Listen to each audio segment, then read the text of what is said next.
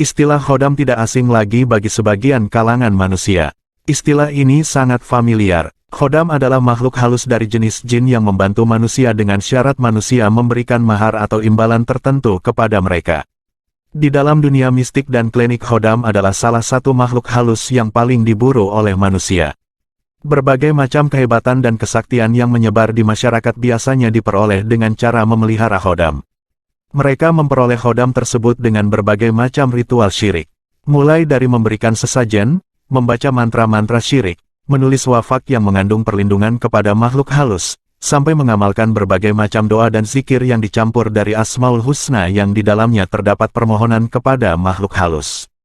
Selain untuk sarana mendapatkan kesaktian, tidak sedikit manusia yang memelihara khodam sebagai sarana memperkaya diri dengan jalan pintas. Ironisnya, banyak manusia yang tidak paham bahwa khodam-khodam dari golongan jin ini akan menyeret kepada kekufuran dan kesyirikan.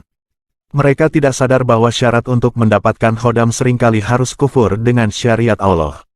Khodam ini berinteraksi dengan manusia, dan bersedia untuk melayaninya jika syaratnya terpenuhi. Sehingga, tidak heran tatkala manusia memenuhi syaratnya, terkadang dia bisa melakukan hal-hal yang tidak bisa dilakukan oleh umumnya manusia. Seperti terbang, menghilang, kebal bacok, tidak mempan dibakar dan semisalnya. Allah Ta'ala berfirman, وَيَوْمَ يَحْشُرُهُمْ جَمِيعًا يَا مَعْشَرَ الْجِنِّ قَدِ اسْتَكْثَرْتُمْ مِنَ الْإِنسِ وَقَالَ أَوْلِيَاؤُهُمْ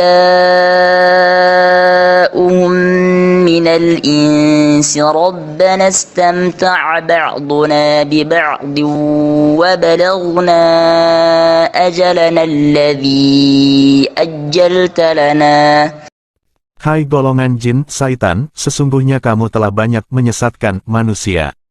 Lalu berkatalah teman-teman dekat mereka dari golongan manusia, para dukun dan tukang sihir, ya Rabb kami, sesungguhnya sebagian dari kami telah mendapatkan kesenangan manfaat dari sebagian yang lain, dan kami telah sampai kepada waktu yang telah Engkau tentukan bagi kami. Quran Surat Al-An'am ayat 128.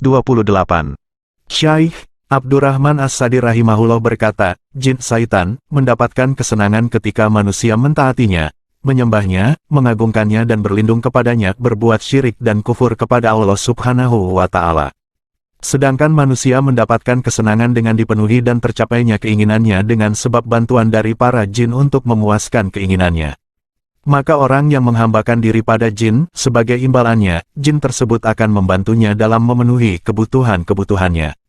Saudaraku, dari ayat di atas sudah jelas bagi kita bahwa khodam atau jin akan menyesatkan manusia kepada perbuatan kekufuran dan kesyirikan. Perbuatan dosa besar ini akan menjerumuskan mereka ke dalam api neraka jahanam. Oleh karena itu, marilah kita jauhi khodam dengan sejauh-jauhnya. Apabila kita terlanjur memiliki khodam, maka hendaknya kita segera bertaubat dengan meninggalkannya, tidak melakukan ritual yang dianjurkan khodam, menyibukkan diri dengan zikir sesuai sunnah, membaca Al-Quran, mempelajari ilmu syari dan amal-amal islami lainnya. Kemudian hendaknya kita menjauhkan diri dari orang-orang yang gemar berteman dengan khodam seperti dukun, paranormal, atau kiai dan ustadz gadungan yang mengajarkan ajaran-ajaran bercampur kesyirikan ke dalam Islam.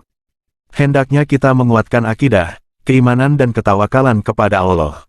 Tidak meminta bantuan kecuali kepada Allah, tidak berdoa kecuali kepada Allah dan menyerahkan segala yang terjadi hanya kepada Allah. Hendaknya kita juga memperbanyak zikir dan perlindungan kepada Allah Ta'ala. Jika kita sungguh-sungguh melakukan hal ini, maka akan datang perlindungan Allah.